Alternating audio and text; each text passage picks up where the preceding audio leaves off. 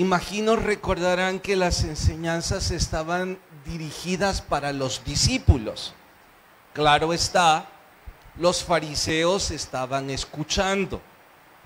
Como era de esperar, la última cosa que los fariseos harían era prestar atención e intentar corregir. Ellos eran estrictos en prácticas religiosas, pero amaban al dinero. Y recordemos, eso es la raíz de todos los males. Eso no debe ser sorpresa. Lo que sí debería preocuparnos es que hay hoy día una cantidad de cristianos profesos que cometemos el mismo error. Es decir, con nuestros labios cantamos alabanzas en un culto, pero con nuestros bolsillos nos honramos a nosotros mismos. Eso es como los fariseos. Tener prácticas religiosas estrictas, pero amar el dinero. Hemos estado memorizando, no se puede servir a Dios y a las riquezas. Algunos creen que pueden servir a dos señores y no lo conseguirán. En fin, después de esas parábolas, Jesús está por mencionar otra narrativa. Pero entre esa narrativa y la anterior hay 3 versículos que parecerían distanciarse de la temática principal. Usted dirá, ¿cuál es la temática principal? Bueno, la codicia, el amor al dinero. Y los 3 versículos, no les digo búsquenlos, veámoslo en la pantalla para que corramos con el tiempo. El 16 dice, la ley y los profetas eran hasta Juan. Entonces el reino de Dios es anunciado y todos se esfuerzan por entrar en él. Siga. Pero más fácil es que pase en el cielo y la tierra que se frustre una tilde de la ley. La pregunta sería, ¿y qué tienen que ver estos 2 versos con la temática de la parábola anterior o con la narrativa que hoy vamos a estudiar, que gira en torno al dinero y a la codicia? Nada. Claro que sí. Está hablando que no fueron capaces de oír ni la ley ni los profetas por su codicia y por su amor al dinero. Luego, el 18 parece todavía más distante, pues habla del divorcio y dice que el que repudia a su mujer y se casa con otra adultera, y que el que se casa con la divorciada del marido adultera. Oiga, esto no tiene que ver con el dinero. ¿Cómo no va a ver con el dinero? Si los consejeros de sobra sabemos que una de las razones por las que los matrimonios más problemas tienen es precisamente el dinero, el amor al dinero. Entonces, sí hay relación, aunque no es la temática principal. Y estos 2 versos por separado bien podrían ser objeto de estudio en un sermón. Nosotros no vamos a abordarlos esta vez, no porque no sean importantes, sino más bien porque son una especie de trampolín entre una parábola y otra, en donde impulsa a los fariseos y a los discípulos en decirles esto: mire, el problema con ustedes es su amor al dinero y su intento de querer servir a Dios y a las riquezas. No lo van a conseguir. Y las consecuencias de amar al dinero se describen en la narrativa que hoy vamos a estudiar. Eso y más nos lleva al sermón titulado Un rico sin nombre. Vayan a Lucas capítulo 16. Un rico sin nombre. ¿Tienen sus Biblias abiertas? Noten que el principio del capítulo 16 era la parábola del mayordomo infiel, la que estudiamos el domingo pasado. Tenía que ver precisamente con el amor a las riquezas. El versículo 16, que por cierto, creo que en la mayor parte de sus Biblias está separado, pareciera como que son dos temas totalmente aparte. No lo son. Son más bien, recalco, el trampolín a la siguiente narrativa.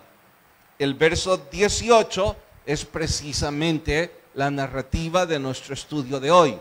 Dice: había un hombre rico que se vestía de púrpura y de lino fino y hacía cada banquete con esplendidez. Paren. Quiero asegurarme que me estoy dando a entender. La temática principal es el amor al dinero, la codicia, la mala administración de lo que Dios nos ha dado. Domingo anterior. En medio de la siguiente parábola o narrativa aparecen dos subtemas: la ley, los profetas y el divorcio. Estos temas los vamos a estudiar por separado y no hoy. Los menciono porque estudiamos versículo por versículo y los acuciosos de ustedes se preguntarían: oiga, ¿qué pasó con esto? Sí, los abordaremos en su oportunidad. Lo que estamos haciendo es que estos dos nos empujen a la consecuencia de la mala administración y a la consecuencia del amor al dinero. Eso tiene que ver con la historia o la parábola de un hombre rico sin nombre. ¿Me estoy dando a entender? ¿Sí, amén o no amén? Bueno, sigo, verso 20. Había también un mendigo llamado Lázaro que estaba echado a la puerta de aquel, lleno de llagas. Ansiaba saciarse de las migajas que caían de la mesa del rico, y aún los perros venían y le lamían las llagas. Aconteció que murió el mendigo y fue llevado por los ángeles al seno de Abraham, y murió también el rico y fue sepultado. Y en el Hades alzó sus ojos estando en tormentos, y vio de lejos a Abraham y a Lázaro en su seno. Entonces él, dando voces, dijo: Padre Abraham, ten misericordia de mí, y envía a Lázaro para que moje la punta de su dedo en agua y refresque mi lengua, porque estoy atormentado en esta llama. Pero Abraham dijo: Hijo, acuérdate que recibiste tus bienes en tu vida, y Lázaro también males, pero ahora estés consolado aquí y tú atormentado.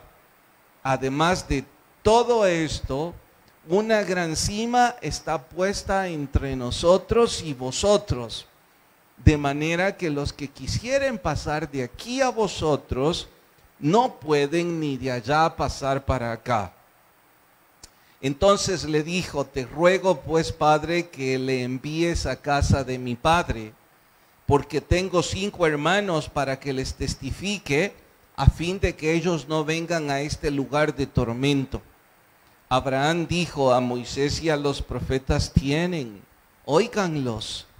Él insistió: no, padre Abraham, si alguno fuere de ellos de entre los muertos, se arrepentirán. Mas Abraham le dijo: si no oyen a Moisés y a los profetas, tampoco se persuadirán, aunque alguno se levante de los muertos. Oremos. Por favor, Señor, habla a nuestras vidas y que podamos crecer a través del estudio de tu palabra. Gracias por ser tan bueno con nosotros. En Cristo Jesús. Amén. Al igual que el divorcio y la ley y los profetas no es el corazón del capítulo 16, tampoco un curso de geografía celestial es el corazón de esto. Cuando digo geografía celestial, estoy siendo un poco amarillista quizá, pero es que hay muchos que se enfrascan en el asunto del Seol, del seno de Abraham, quieren entender eso y se distancian del corazón del capítulo. Ya que es parte de la narrativa, sería un error de mi parte también obviar el asunto. Pero sí quiero advertir, no es el corazón del capítulo 16 que nosotros interpretemos dónde está el seno de Abraham.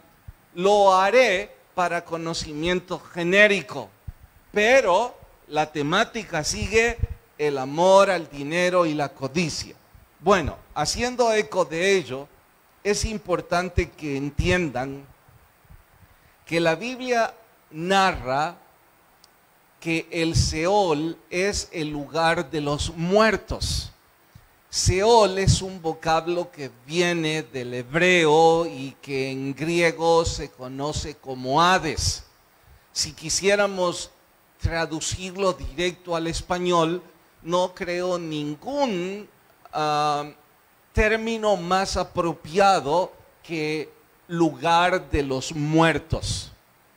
En el Antiguo Testamento se ocupa de forma indiferente una u otra, como también se ocupa en forma indiferente el cementerio, el sepulcro y a veces también el infierno. Significa entonces que es una red de palabras sinónimas. Y sí dice la Biblia que ese lugar está en el centro de la tierra. Pero en el Antiguo Testamento, voy a decir que el Antiguo Testamento es este y que esto es el Nuevo Testamento.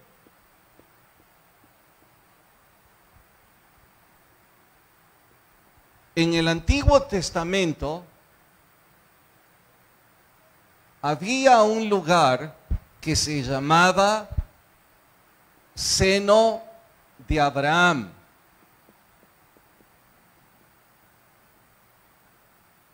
Y acá había un abismo que separaba y hacía irreconciliable estos dos sitios, el de mi derecha y el de mi izquierda. A este se le llamaba Seol, a este se le llamaba Hades, o a todos se le llamaba Seol. Lo que hace la diferencia es qué es lo que había en un lado y otro. En un lado estaban los santos del Antiguo Testamento. Entre ellos, por supuesto, el padre Abraham, como padre de la fe y como líder emblemático de todo el Antiguo Testamento. Por eso, seno de Abraham. Acá mismo, en el centro de la tierra, ya se los voy a demostrar porque la Biblia dice que allí estaba, también estaba el lugar de tormento para los que no creyeron en que vendría un Mesías príncipe, en los que no creyeron que vendría un Redentor, los que nunca tuvieron fe en Dios estaban aquí. Era literalmente el infierno, enmarcado en el seno de Abraham. Por lo que leemos en ese pasaje, estos tenían algún tipo de acceso en cuanto a vista, pero no es que pudieran ir de aquí para allá o viceversa. Eso es lo que dice el capítulo. Ahora, sé que algunos están a punto de preguntarme, ¿de dónde saca que eso está en el centro de la tierra? No voy a detenerme en los versículos porque ya les dije que no es la temática principal, pero déjenme mostrarle las citas. La primera de ellas, córrala. Apague la luz. Dice Efesios 4 del 8 al 9. Por lo cual dice, subiendo a lo alto, llevó a la cautividad cautiva y dio dones a los hombres. Y eso de que subió, ¿qué es? Sino también que había descendido, ¿a dónde? A las partes más bajas de la tierra. Este pasaje está hablando cuando Jesús, diré que Jesús está aquí en medio del Antiguo y el Nuevo Testamento, porque en efecto así es. Cuando murió, dice que Él bajó a las partes más profundas de la tierra, por eso dije el centro de la tierra. Y llegó a hacer dos cosas al seno de Abraham. La primera de ellas es que llegó a traer la cautividad cautiva. ¿Qué es cautividad cautiva? Es una forma de expresión respecto a los santos del Antiguo Testamento, los que sí fueron salvos. Ellos no llegaron en cuanto murieron al cielo, no fueron a la presencia de Dios. Ellos fueron al sitio llamado seno de Abraham. Ustedes preguntarán, ¿y por qué no fueron al cielo en forma directa? Bueno, porque se establece que Jesucristo era la primicia de la resurrección. Nadie podía presentarse ante el Dios Padre sino hasta que Jesús se presentara resucitado ante el Dios Padre. De allí los 3 días.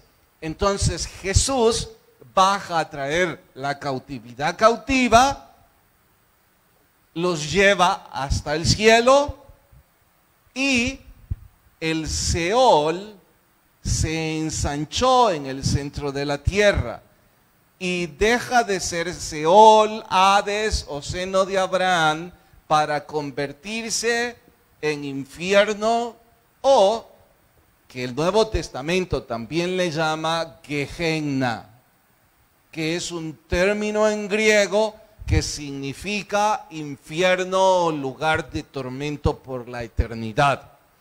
Esto tampoco es mi interpretación. La otra cita la corroborarán.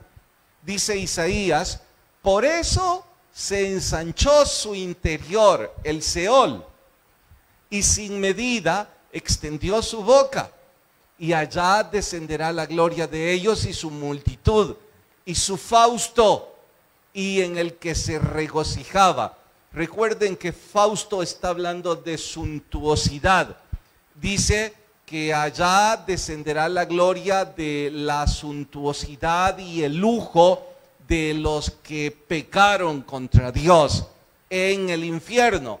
Cuando Jesús se lleva la cautividad, entonces el Seol se ensanchó y todo lo que es el centro de la tierra se convierte en el infierno. Literalmente dice que hoy por hoy el infierno es el centro de la tierra. Pregunto, ¿me di a entender en esto? ¿Sí amén o no amén? ¿No hay dudas?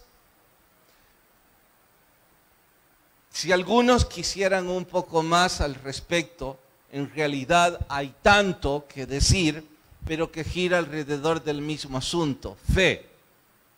Entre otras cosas, en los medios noticiosos hace 20 años, un poco más, no recuerdo cuánto, corrió la noticia de una empresa rusa. Creo que la empresa era una de las compañías que se dedicaban a buscar petróleo y perforar hasta encontrar petróleo, con equipos inimaginables para nuestra tecnología, que profundizaron tanto hasta el punto en donde no quisieron hacerlo más, porque algunos de los científicos empezaron a escuchar gritos de tormento. La noticia llegó hasta ahí y no avanzó más, ni la compañía perforadora avanzó más. Muchos dijeron que lo que encontraron fue precisamente rasgos del infierno. No debería esto tampoco sorprendernos, porque también la Biblia en el Apocalipsis señala que cuando vengan los cielos nuevos y la tierra nueva, este planeta arderá y se convertirá en el infierno por la eternidad. Tampoco eso debería sorprendernos mucho, porque ya escuchamos de sobra sobre, y valga la redundancia, el sobrecalentamiento del planeta Tierra. Ya no es ninguna novedad que los estudiosos insistan de que el centro del planeta no va a soportar durante mucho, que el núcleo cada vez es peor y que la temperatura en el medio cada día es peor. Evidencias sobre este dato de geografía celestial o espiritual hay de sobra. Si usted quiere indagar más, le puedo asegurar, entra a un buscador electrónico y encontrará cantidad de artículos no cristianos que les sorprenderán cómo ratifican lo que la Biblia advierte. Nunca lo pasen de largo. Por cada vez que la Biblia habla sobre el cielo, habla 2 veces sobre el infierno. Y esto solo es una descripción de la cautividad cautiva yendo a la resurrección, no sin antes la primicia de la resurrección. Bien, ¿está claro hasta aquí? ¿Sí, amén? Les dije que esto no es la temática principal. Es probable que para algunos esto sea interesante, confieso. Ha dejado de ser muy motivante para mí. Quizás porque lo conozco, quizás porque leí bastante sobre eso cuando lo escuché por primera vez, o quizás porque me doy cuenta que no es la ignorancia de esta doctrina lo que lleva al infierno a la gente, sino el amor al dinero. Me doy cuenta que no es la ignorancia de esto lo que hace que una cantidad de cristianos profesos vivan en tan grande distancia de la presencia del Espíritu Santo como el amor al dinero. De allí que me emociona más estudiar la temática principal o el corazón del capítulo que esto. Quizás es la razón por la que no insisto en un poco más, sumado a que ustedes dijeron que está claro. Entonces puedo ir al corazón. La narrativa gira alrededor de 2 coprotagonistas. Digo coprotagonistas porque recuerden que el único protagonista de la Biblia es Cristo Jesús. Esta vez se trata de Lázaro, un hombre con una situación paupérrima, y un rico extravagante que no tiene nombre. Y lo de no tener nombre es un detalle curioso que al final se los explico. En fin, el rico era admirado por la mayoría. Era tan grande su riqueza que casi a diario vestía con ropa extravagante y organizaba tan grandes banquetes que sin duda estaba en la lista de los ricos y famosos. En el extremo opuesto, el pobre, arrastrado a la puerta de la casa del rico. Creo que no estaba puntualmente a la puerta, estaba por llegar a la puerta. Lo que sí es cierto es que los que entraban a esa casa podían ver a este hombre suplicando comer de las migajas y las limosnas que estos suntuosos banquetes dejaban al salir. Sin embargo, a la muerte no le importa cuánto dinero tuvimos o no tuvimos en esta vida. El cementerio es el lugar en donde se encuentran los ricos y los pobres. Y los ataúdes no reclaman su condición financiera. Bien lo dice el proverbista. El Seol es donde ricos y pobres son lo mismo. Lo que sí hace la diferencia es la vida después de la muerte. Eso sí hace diferencia, pues Lázaro fue a parar al seno de Abraham. En contraste, el rico fue a parar al lugar de tormento. Y atentos, Lázaro no fue a parar al seno de Abraham por ser pobre, como tampoco el rico fue a parar al sitio de tormento por ser rico. La mejor prueba de lo que estoy diciendo es que Abraham fue un hombre muy, pero muy rico. Y él no fue a parar a un lugar de tormento. El que sí va a parar ahí es ese rico sin nombre. Y fue a parar ahí.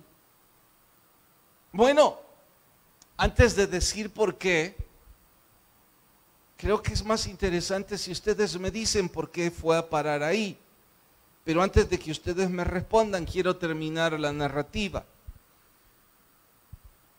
Estaba aquí Lázaro y aquí el rico.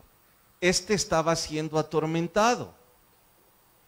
Vio a lo lejos en el seno de Abraham a Lázaro y al padre Abraham y le pidió permiso de que alguien fuera a tocar al menos la punta de su lengua por su grande tormento. Abraham dijo que había una gran cima, refiriéndose a un abismo, que imposibilitaba eso. También dijo, entonces permite que alguien de los muertos vaya a decirle a mi familia que todo esto es cierto, o ellos no se arrepentirán y vendrán conmigo a este infierno. Abraham dijo, tienen la ley y los profetas, recuerden el tema que no abordamos, y a ellos que oigan. Si no escuchan ni a Moisés ni a los profetas, tampoco escucharán a los muertos. Y así termina la narrativa. Ahora debo preguntarles, si ya dije que el pobre no fue a parar ahí por ser pobre, ¿alguien se atreve a decirme por qué el rico fue a parar al lugar de tormento? Hermano.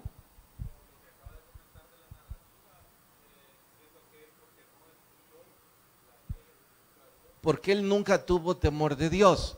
Bueno, pero eso es lo que yo acabo de decir. Ahora demuéstrenlo con la Biblia.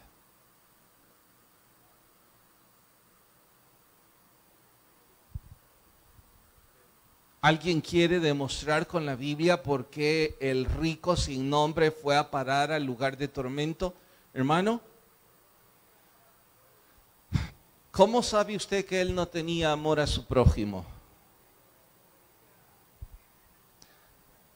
Pastor, la sensatez, la lógica nos lo grita. El pobre hombre estaba tirado a la puerta de su casa. Comía de las migajas. Los perros lamían sus llagas. ¿Acaso este hombre necesitaba gastar fortuna para dar de comer a ese pobre hombre? No, ni siquiera necesitaba dar migajas, porque todos sabemos que en banquetes fastuosos siempre sobra comida. Pudieron alimentarle muy bien, sin siquiera disminuir una pizca sus riquezas. pero a ellos les importaba un comino al prójimo. Lo que llevó al infierno al rico fue su amor por las riquezas, que se traduce en indiferencia a Dios e indiferencia al prójimo. ¿Me he dado a entender? Bueno, en ese sentido, entonces podemos correr a las aplicaciones de nuestro diario vivir. Y en honor a ello, arranco con la vestimenta. Dice que el rico estaba vestido de forma suntuosa, mientras el otro estaba vestido de llagas. Uno tenía banquetes a diario, el otro no tenía que comer. Dijimos ya la indiferencia.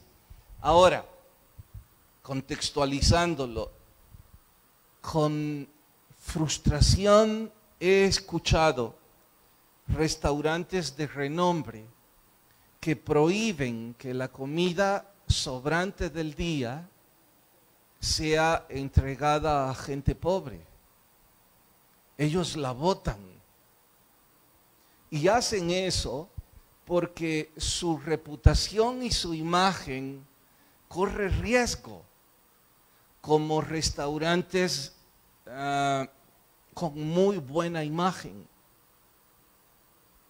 No les basta con ganar riquezas por su negocio, sino que les importa la necesidad del pobre absolutamente nada.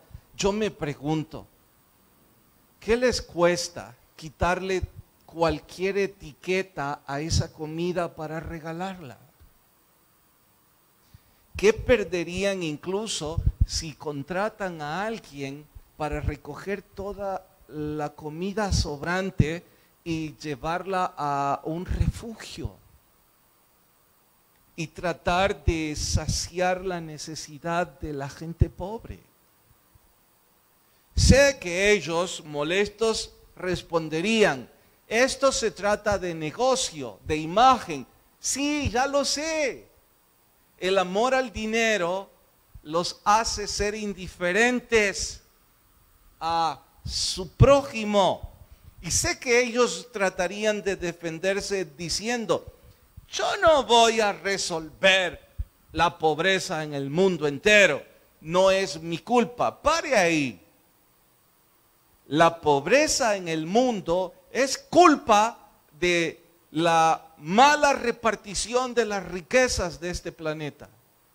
Se los voy a demostrar con dos simples ejemplos. El primero: Dios diseñó este planeta de tal modo que nosotros no necesitaríamos dinero para comer.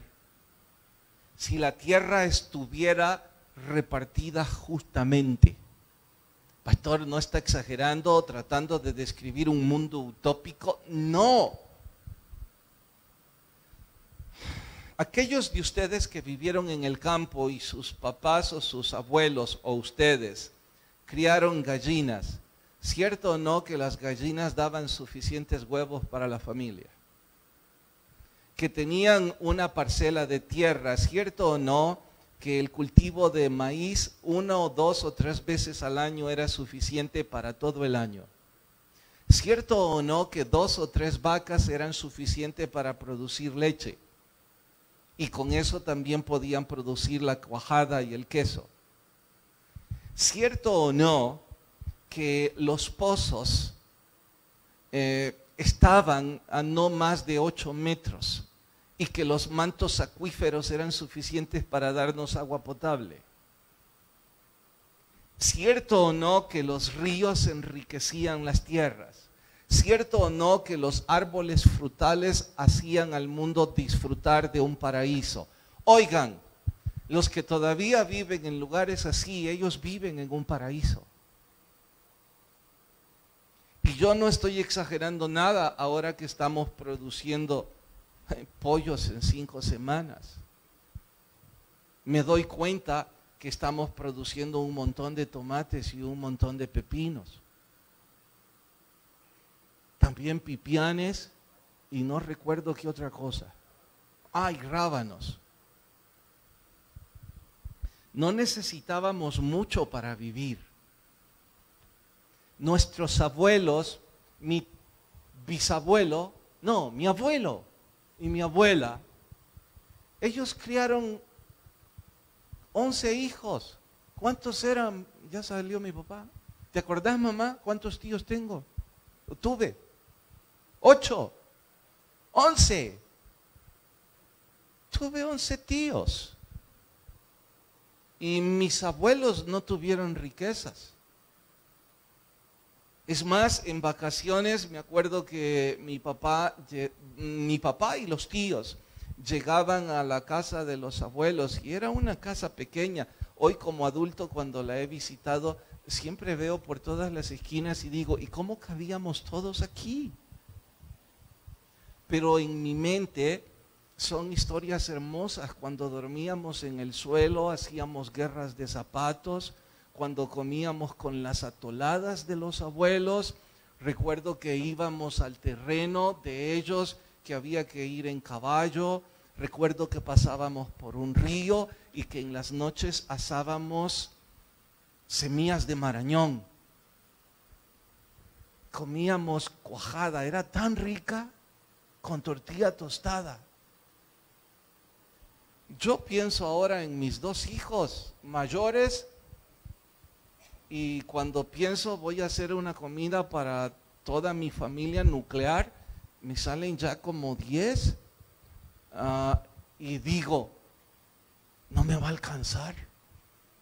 Y es una comida. Y mis abuelos nos tenían ahí 3 días.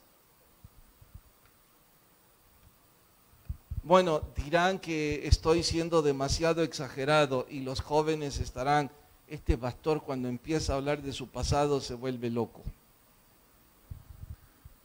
Sé que ustedes, los más jóvenes que no vivieron experiencias como esas, piensan que esto suena ridículo o patético.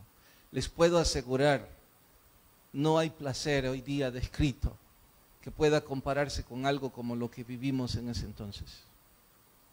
Ir al río con los primos, venir con Tarzán que se había roto la frente porque se aventó contra una piedra, alguno de los primos o los hermanos, venir con la mordida del caballo que el citadino quiso montar,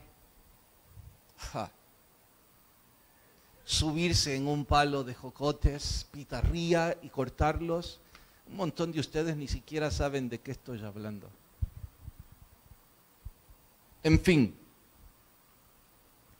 si eso no es suficiente ejemplo, y noten que estoy hablando de El Salvador, una tierra tercermundista y entre comillas pobre. Imaginen aquellos países de primer mundo que tienen viñedos, que tienen las 4 estaciones del año, que sus árboles producen manzanas rojas enormes. Dios creó un paraíso en este planeta que nosotros hemos destruido. Ahora, les diré otro concepto de por qué hay pobreza en este mundo, que parece más filosófico, pero es práctico.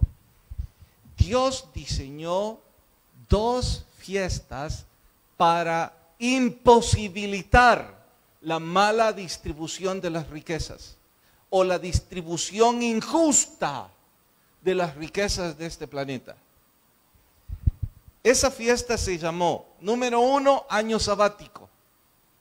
Significa que el 7º año, cada 7º año, las deudas eran condonadas. Mi casa es para 30 años, yo creo que me voy a morir y no la voy a pagar.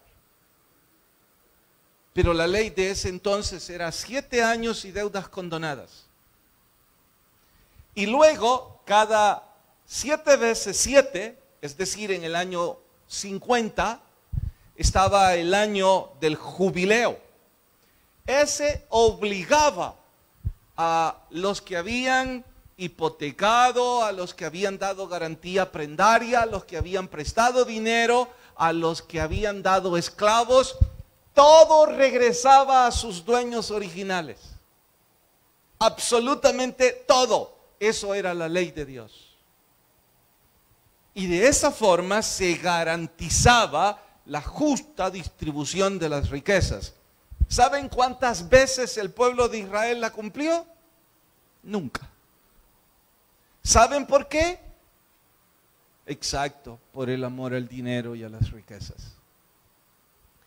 Y por supuesto que cuando los fariseos, que se las llevaban de muy religiosos, oían cosas de Jesús, como las que yo estoy diciendo, se llenaban de rabia contra Jesús. Entendemos, pastor, y ahora nos queda claro. Bueno, pare ahí. Yo les dije cuando empecé este estudio que no me sorprende la actitud de los fariseos, ni tampoco de los que no conocen a Jesús, que me preocupa la condición de los cristianos profesos que venimos a la iglesia hoy día, que somos exactamente igual que ese rico sin nombre. No, pastor, yo no tengo dinero. Cierto es que no tenemos dinero como ese rico suntuoso, pero el poco que tenemos o el poco recurso que tenemos tampoco lo queremos compartir con los que necesitan más que nosotros. ¿Saben cuál es la mejor prueba de ello? Y hay una cantidad de ustedes aquí que no tienen ninguna excusa. Ustedes no sirven en un ministerio porque son como ese rico. Viven para ustedes. Y no están dispuestos a compartir ni su tiempo, ni su dinero, ni sus talentos. Los que comen migajas, que se mueran de hambre. Esa es su filosofía. Los que la pasan mal no son mi problema. Y por decir cosas como las que estoy diciendo, es que hay personas que se van de esta iglesia. Y si se van a ir porque estoy diciendo que son así, yo no voy a sentirme feliz, pero se los voy a volver a decir. Son como ese rico. Aman tanto el dinero y a ustedes mismos que no tienen tiempo ni corazón para otros. Yo les pregunto, ¿cómo pueden no mostrar corazón para ir con los niños de mi Jesús que son tan pero tan pobres? No tienen zapatos. Y cada domingo van ahí por un sándwich. ¿Y a ustedes qué les importa? Vienen al culto con una postura de grandes religiosos y luego se van a comer a un restaurante en donde lo que menos que les sale es $20, sino 40 o 45. ¿No podrían un día comer sándwich e ir con esos niños? ¿Cómo pueden no importarles las misiones? Es más, tomen de vacación, de descanso, ir a las misiones. Llévense a su familia. Hay lugares hermosos. En lugar de malgastar lo que Dios les ha dado, podrían compartirlo y además gozarse como familia. El otro día fui a la misión de San Miguel Tepezontes y quizás porque ya me estoy volviendo viejo, me agarró la gana que yo quería almorzar comida típica. Yo les dije a mis papás y a mi familia, yo quiero comer en la calle. Y cuando fuimos a San Miguel, les dije, como vamos a un pueblo, ahí voy a encontrar alguna tortillería, quiero cuajada y quiero sentarme en la calle. Por supuesto me dijeron, ¿se está volviendo loco? Hay lugares tan hermosos yendo hacia San Miguel Tepezontes. Incluso hay restaurantes hasta caros. Y descubrimos un plato típico que yo no sabía que existía. Y un montón de ustedes van a decir, de verdad, pastor, ¿saben? En esa calle hay un restaurante que vende sopa de plátano verde. Es un banquete. Cuando yo escuché, yo dije, a saber qué embrujo es esto. Ha de parecer al chuco o algo parecido. Y le dije a mi mamá, ¿vos sabés esto? Mi mamá dijo, sí, mi mamá hacía de esto. Probalo, te va a gustar. Yo dije, pedilo vos y tal vez yo lo pido. Es un banquete. Sopa de plátano verde. La sopa es verde. Así como el lago de Coatepeque hoy turquesa, la sopa es verde. ¡Wow! No, ¿qué les importa a los que viven para sí mismos? Están pensando en ir a gastar una fortuna aquí cerca, después irse a una cama bien acolchonada, gritarle a los hijos, ay, vean qué hacen, ahí está internet. ¡Wow! Como el rico. Esta narrativa nos demuestra la triste verdad de cómo algunos nos preocupamos por cómo vestimos cuando nuestro interior se está pudriendo. Este rico se vestía con ropas estrambóticas, pero su corazón estaba podrido. Es tan parecido, ya que el último punto tiene que ver con la muerte. ¿Alguna vez se han preguntado por qué entierran a nuestros familiares con traje?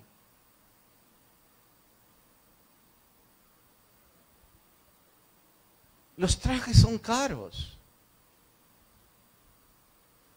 ¿Pensarán que en el cielo es una fiesta de traje? ¿O tal vez en el infierno? Yo hasta he pensado, ¿no sentirá calor el pobre muerto?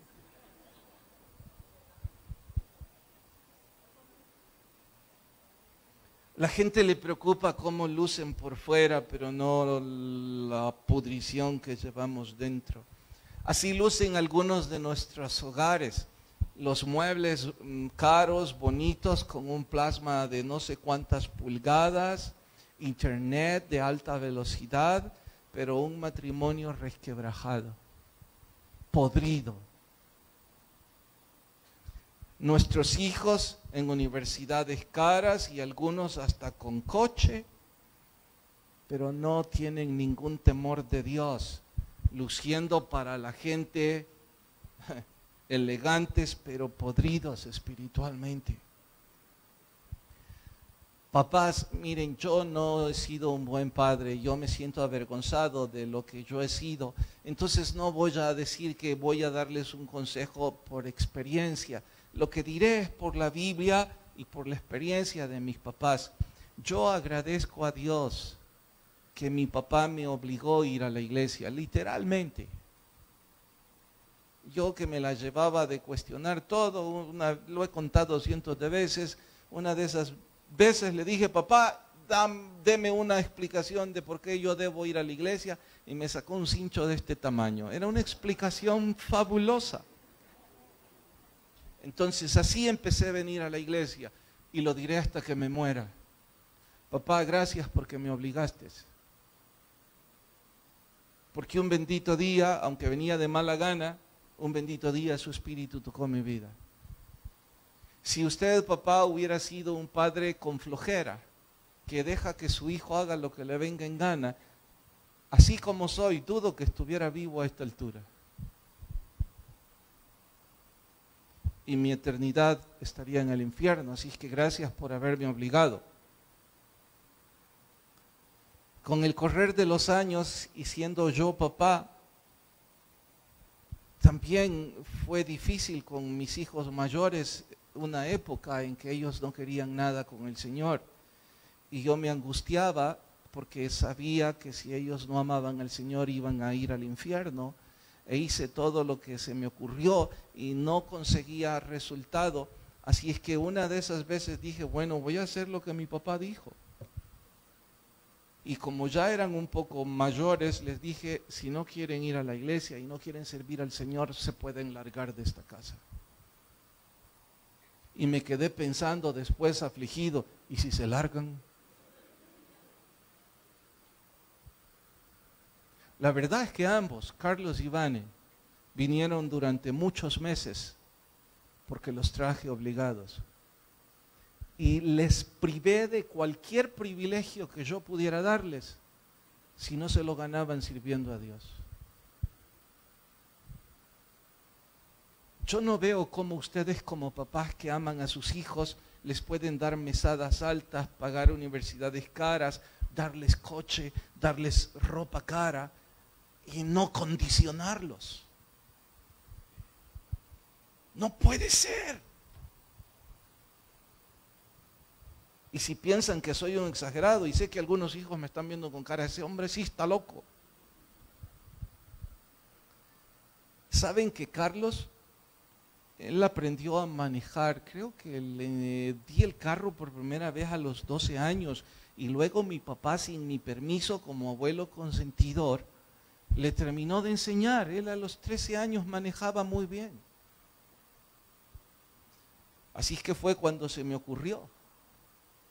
Porque además de que no quería venir a la iglesia, no quería ir a aprender inglés. Y le pregunté, ¿querés manejar? ¡Sí! ¿Querés que te saque licencia juvenil? De rodillas, sí. Entonces, aprendés a hablar inglés y servís en un ministerio. Él me miró con odio y me dijo, la religión no es obligatoria, sí, mientras vivís en mi casa. Así fue como aprendió inglés, porque quería manejar. Y mire la ironía de la vida. El Señor lo llamó al ministerio en inglés.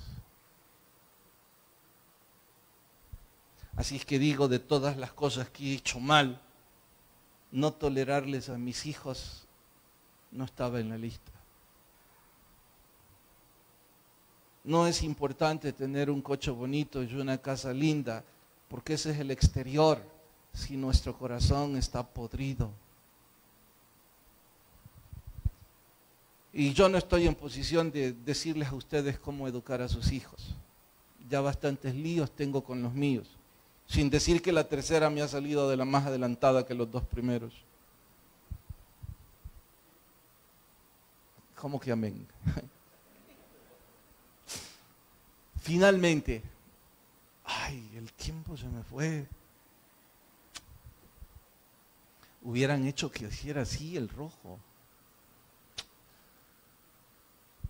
Dijo el rico, mire que vaya uno de los muertos a anunciar. Cuando usted no quiere nada con Jesús, aunque se le aparezca un muerto, usted no va a buscar a Jesús. No, pastor, allí a lo mejor sí. Recuerden, Jesús resucitó a Lázaro y no creyeron. También a la otra niña y no creyeron. Además, vieron al Jesús resucitado y no creyeron. Esto es por fe, usted decide. Vamos a orar. Señor, gracias. Y si alguien está sin Jesús, ruego toque su corazón.